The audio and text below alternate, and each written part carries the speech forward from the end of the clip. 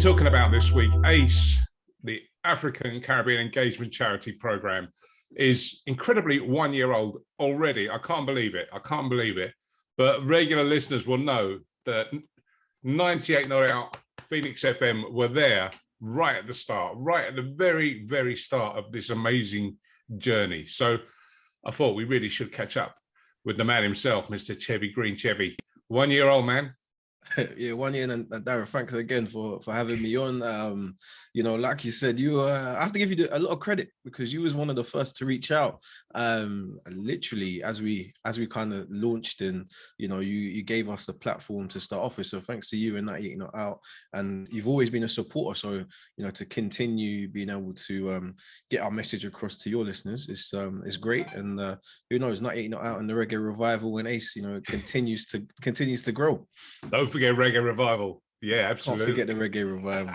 But it's true. So this all started, I mean, where I was interested in the whole project was I became involved and aware at the beginning of 2020 that this report that came out about the drop-off in West Indian, African, Black kids, even Black youths, Black men, not being engaged at clubs, not taking part in cricket in the way that they had been in years gone by. Now, we all know about the West Indian team, not being the one it was, but still that shouldn't be the reason for this fall off. So I was aware that this was going on. I was reporting on it on the show.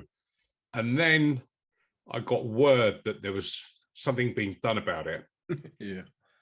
And the little bird said to me, watch this space. And then all of a sudden, boom, here we go, ACE program. So tell me about those early days. Yeah, nice. It was, as you say, we even highlighted this as part of our kind of 1 year celebrations. We was in Bristol on Friday for an event to kind of launch a bit of ACE Bristol there. They had like a half-term camp, but what we showed is part of the event was the film Fire in Babylon. So that kind of gave a bit of history to sort of the youngsters that were there, and a bit of memory lane for some of the older generation that was there too. And 15 years of domination for the West Indies team.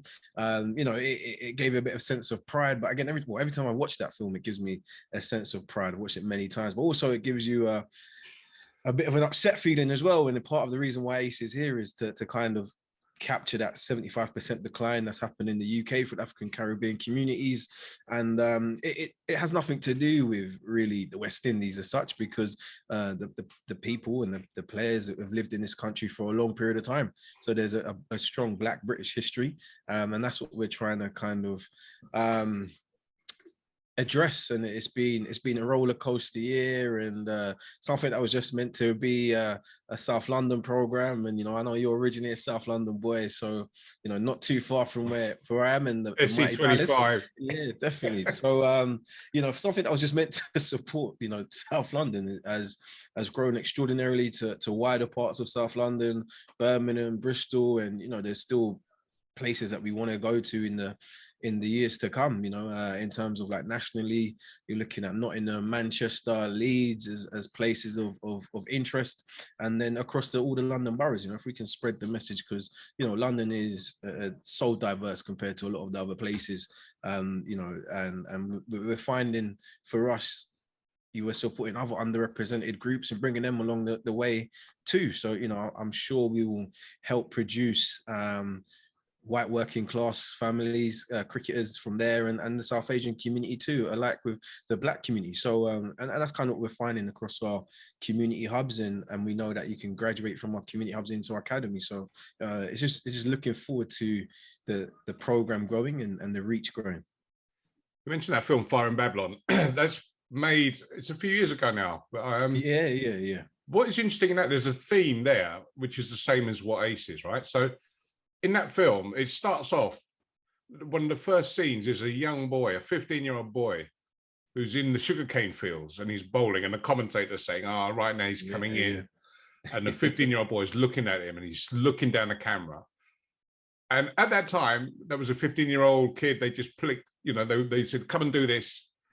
And you know what a 15-year-old boy is doing now? Yeah. As Jason Holder. Yeah. As It's, Jason Bold.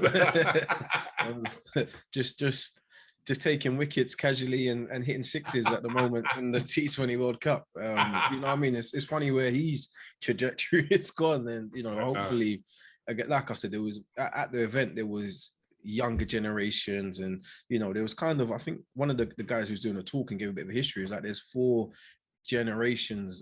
decades on from the Windrush generation of representation in the room at the time. And, you know, hopefully just seeing that some of the people would have seen that for the first time, hopefully it just inspires, you know, the youngsters that were there, who've been giving cricket a bit of a go this week, or last week, sorry, that it inspires them to play. I've been down, as you know, to a few of the games this year, in fact, quite a lot. Put some miles on the car. Just as well, there was no issues with petrol back then in the season. Yeah, but what a pleasure and what an enjoyment coming down to these games, and the support that you get from the communities and the clubs that you're playing at. We've been to Arundel Castle. What an amazing place that is, an amazing venue, so well looked after.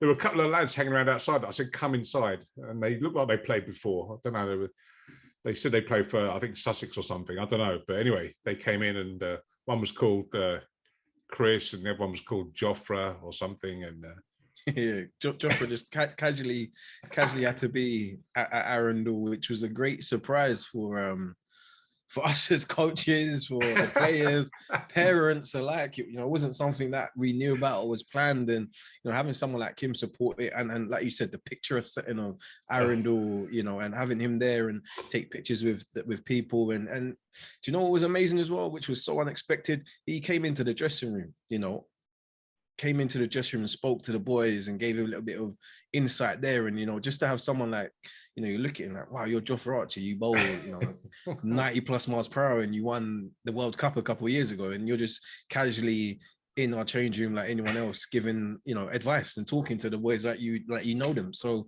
to have that kind of support across the program, you know, from our ambassadors, which he's one of, is amazing. And, you know, CJ, you know, watching him now, and, you know, literally watching him now bowl just to cricket at the World Cup. But he's a massive supporter. You know, he sends loads of messages, and, you know, he comes up to the office when he can. And now having him back at you know, joining back at Surrey, and our office being based here, I know that he will come down to when we do train at the Oval and stuff like that. He will definitely come down and speak with the players where he can, because he's been amazing. And, you know, with that side of things. But you got to look at others as well, like Mark Butcher. I know he's a big supporter of 98 Not Out as well. But, you know, just the exposure he's had, you know, for us to be on Sky when we first launching in Bristol, you know, the One Day International, and him allowing us to be on that platform was huge. And, you know, all of, you know, can't thank enough of the ambassadors and the sponsors and supporters, you know, over this past year to help create that awareness of the program and what we're trying to do. And we often say you can't be what you can't see, and, you know, platforms like this and many others have helped us do that, to just spread the message of ACE, but also highlight the amazing young people we have on the program, the young boys and girls playing, whether that is in the academy or in our schools program, community hubs, allowing us to show them off and inspire the next generation of players. Yeah, and it's important as well to let people know that this is a non-stop work. This project, it's with the kids are training all the way through the winter. There's no, you know, it really is. It's the engagement part of it that's so important. And from what I've seen, from when I've been down there and watching what's going on, it is all about the engagement. This is not about, I mean, look, maybe you will find the next Jofra Archer, the next CJ or whatever. But when I look at the enjoyment on the kids' faces, the eagerness to learn when the coaches are talking, even if it's you know, not a physical exercise or something, but the kids are fully into what they're doing. And, you know, it's not like they're being told, you got to turn up, you got to do this, you got to, you know, everyone's there. And we're going to go all through the winter. That's right, isn't it? And training through. Yeah, like we're going straight through the winter, and we'll have a bigger, you know, match program now. We've got more kids to facilitate on the program. But you know, one of the key things, you know, you travel, you and Christian travel a fair bit of mileage, as you said, but you're not the only ones. No. There's people traveling from Bristol every week, Wakefield, Hertfordshire. So, we've got many players from London, but there's people on the outskirts of London and beyond that commit, that travel every week. And I think for us, it's great, the environment that we've been able to create. And I think for the players, I think it's good for them to be around coaches that they can relate to a little bit more and have things in common and experiences, not just from cricket, but just in life, that they will be able to share. Because predominantly, as we all know, and just generalizing here, a lot of the environments that these players would go into, if it was a performance environment, there may be one black or brown coach, there may not be any, so that way how they may talk or approach or ask a certain question, they might feel like they might get judged. But with us, there's no judgment there. And you're right, we want to I would love to have many Jofra Archers and Chris Jordans and Sophia Dunkleys as possible throughout the program, and we're starting to see certain players get opportunities, but we know the percentage to become a professional is small. So how can we help inspire and empower in different ways? And part of that, currently we've got 9 of the youngsters doing their coaching qualification. So, it's trying to show them different avenues within cricket. There's many different departments. There's, like what you're doing, journalism, that's a way in to stay connected to the game and have a passion for it. Sports development, like myself. And there's many different avenues that people can take. And we just want to hopefully through the program show and give those options that, yes, we'd love you to be a professional cricketer, but there are other ways that if you don't make it, you can still be involved in the game that we all love.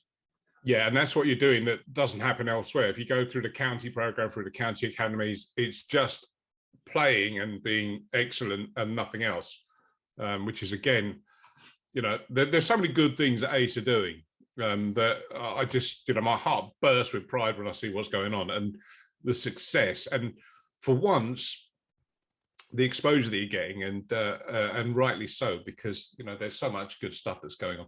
And what, for me personally, is great is mixing with the supporters and the parents, the Guyana posse that's there. There's a big Guyanese influence with the parents that come, it's like a lot of the Guyanese parents, it's like a Guyanese social club at times, it feels like, but it's that mixing that's great as well, to see not only the players getting on, but, I have a look from, time to sign over my shoulder, and you see the parents mixing and sharing drinks and food and just chatting and having a laugh and going for walks and, even sometimes cussing the players. And, it's all part of, like, culturally where a lot of us are from the Caribbean is how it's always been growing up, and good to see that from the parent side, that it's not only just the players kind of conversing and mixing and having a good time, the parents are too, because some of those days are long days, the matches, they're all day events, so it's good that everyone can kind of get along and come together.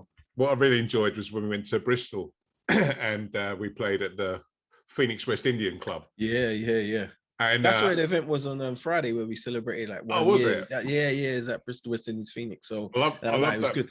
I love that place because a lot of the local community came out. Came along. Yeah. And what was just, for me, just made the day was some of the old boys that turn up and they're sat there, they're giving stick from the boundary. It doesn't matter who's playing. It could be Richards playing, or it could be whatever. And they're giving the criticism and the vocals. And then next thing, the dominoes tables come out. Yeah. It was a real, that day in particular was amazing. Like the cricket, we got better over the day in the second game, but better than the first game. But the whole atmosphere, it was so well supported by the local community, and it just shows maybe what Ace can do and bring to a community for people that maybe have thought necessarily cricket is for them, or bringing back a joy of seeing the younger generation playing from the older men, mostly men that was there, and women, but even some of the mums came out as well. So it was such a really good fun day, and it was similar to when we went to Handsworth Cricket Club earlier in the year as well, which was a similar kind of vibe. And it's just good, like just going and just taking Ace on the road, and the more places we can get to, the better, just to give that real kind of community feel, and but really playing and showcasing some amazing cricket, because we've got some really talented youngsters on the program. So it's just showcasing them, but as well as showcasing to the community and the wider places that, you know, the African and Caribbean communities are still playing cricket. You know, there is still a love for the game, and you know, you've been there, you've seen a lot of the youngsters, your son included. You know, they're loving it. They're running around, they're diving, they're fighting for each other, they're taking wickets. You know, they celebrate in their own unique way at times, and you know, it's just great to getting show in the that. videos. Yeah, you know, the videos again. It's like it's all part of the all part of us helping show that, because for a long time it's been perpetuated that, you know, young African and Caribbean heritage boys and girls don't play cricket. So the much we can showcase that, the better. And yeah, I think they're all now a bit familiar when the cameras are around and they can see if one's looking. You can see the little subtle looks and the smiles, which is great. Which is great to see. You know, everyone wants to get a bit of camera, and through the first lady, the chairwoman Ebony, you know, there's luckily that, you know, some of the platforms that some of these videos are going on, it's going on Sky to millions of people, on the BBC to millions of people, and you know, that's the added value, you know, that she brings, and the extra value. It's not the value, it's like added, because she does so much more for the charity. She does, and she's unstoppable. It's like, doesn't sit still, that woman, at all. Yeah, it's hard to get sometimes an hour with her, let alone, you know, a day or half a day. You know, she's always got work on the go, and I think people forget that how busy she is, and how much things, different projects she's involved in, and across cricket in general. You know, not just the presenting side of things. And you know, she's not easy to get down, but she's always working hard and for the charity where she can. And she's getting you into golf, I see. Yeah, she's trying to try, and golf isn't my thing, you know. Crazy golf, I'm all over that, you know. I'm all over crazy golf, but yeah, golf. She's trying to get me into golf. A few of the team trying as well. I was very reluctant. Yeah, and as you can tell from my swing, you know, I'll still be reluctant. Yeah, I'm not a golfer. I'm the same as you. Yeah, I don't mind the crazy golf stuff and all of that, and I'm actually quite good at that. I'm all over crazy golf. You know, I'll do a round of crazy golf all day long, but the other types of golf, oh mate, drop me out. Ebony isn't the only one.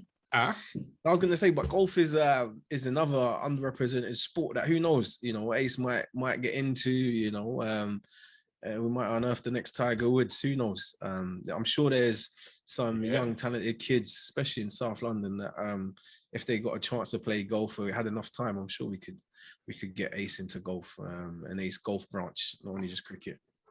Well, why not? I mean, why not just expand Ace completely into all sports, and as a platform and a kind of a pathway for for kids that don't have that chance, like you say. There's golf, tennis with Emma Raducanu, you know. Yeah, tennis, hockey, you know, all these kind of sports that rugby's doing all right. They've got their model that's kind of producing some players, and I saw Maro Itoje at the Oval as well for the Test match. He's massive.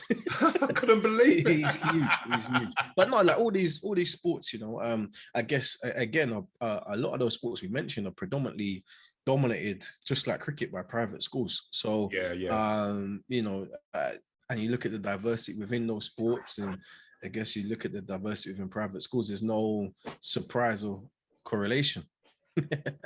So I'm sure we could get it going. I think probably, and I can see that happening with Ace. I think it can just become its own, you know, different sections and whatever else.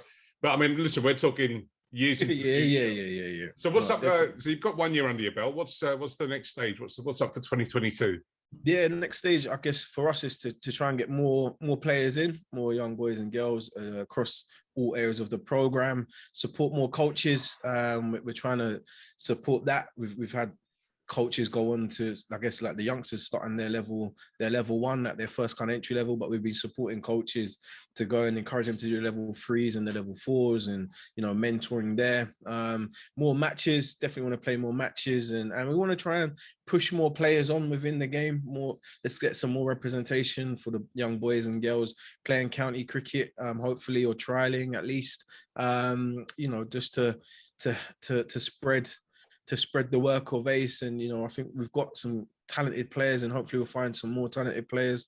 And again, like I said, for our schools program and our community program, we'll be bringing through more underrepresented groups, who lack the access to facilities and opportunities to play cricket. So we'll definitely be doing that. And it's been a crazy year, and I say a year because we've been, there's been a couple lockdowns in between that, and I know for from April to September, just across our work in London and across Birmingham, we've been able to engage across all our platforms, 2,400 players, and now we've gone into Bristol. That will increase, and hopefully by the end of next year, we'll be in more cities where I mentioned, nationally. Hopefully we'll be in other cities like Nottingham and Leeds and Manchester, as other areas to cover.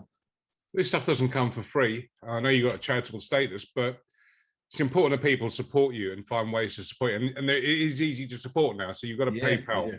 Or is it PayPal or Just Giving? We've got both. We've got PayPal, Just Giving, direct debit straight into the bank account. Even Amazon Smile. So, if people are shopping on Amazon, don't just let Jeff get all the money. You can siphon off a percentage to us. So and all of that information, is quite easily headed up on our website, and it can be found there. Well, I'm just going to put those links across the bottom of this screen so that they can scroll down. So people, if you're watching this, just take a note, get involved, and give even just the smallest amount is going to make a difference. Any amount goes a long way. We'll be appreciative of any kind of support and funding that we have, and it will go to supporting more underrepresented groups, taking diverse talent from the grassroots to the elite where we can, and we've got aspirations, like we said, to get more professional players, but we want to make more professional people. I can use myself as an example. I wanted to play professional cricket. Didn't happen for me, but I find myself working, being involved in the last 8 years working professionally within cricket, from a sports development side of things. So that, if we can encourage more young people to get involved across the whole business, media is important to us as well, sports media and sports development. Well, we will be putting this out not only on the radio show, but we'll be going on our YouTube channel and our new Spotify podcast channel. Oh, big! You guys are getting, You're growing. We're taking the lead from Ace. We're going to the moon. We're rocketing. No, you got to do it, man. Don't let anyone hold anyone back. Nah.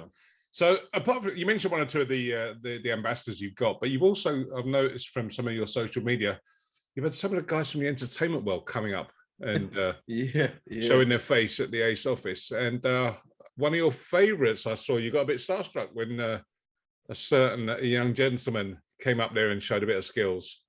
Yeah, no, Mr. Popcorn was up here playing some shots, and Kano as well. Kano, East London boy. Even he had a few shots, and I was just like, wow, these are two artists that I've listened to for a long period of time, and love their music. Just to have them in the Ace office, just being around the program, it was amazing. It was amazing.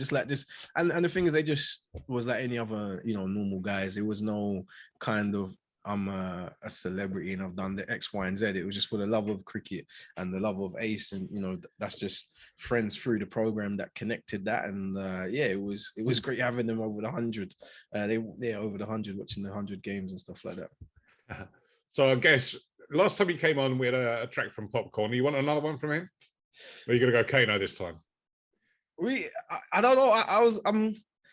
I'm debating between the two. I don't know if some of your listeners are ready for They're ready. Music of Kano. I don't know. I think we could get by with Popcorn, but I'm not sure we could get by with Kano. Listen, Laurie Evans has given us some of the most incredible Caribbean music choices. So listen, Laurie is a top guy. Laurie, he's another supporter of Ace, and me and Laurie, we played together and against each other for many years. So he's a good friend of mine, and he's always saying, when can he come up to the office? Because he always sees this, it's buzzing when it was with the old Invincibles and stuff like that. He's getting a shout out. So yeah, no, in terms of we'll go Kano, and I'll go for T-shirt in the manor. Chevy Green, Ace Project, absolute legend, and friend of Laurie Evans. LJ's a good guy, man. Say hello from me, and Wow. yeah, we'll catch up soon.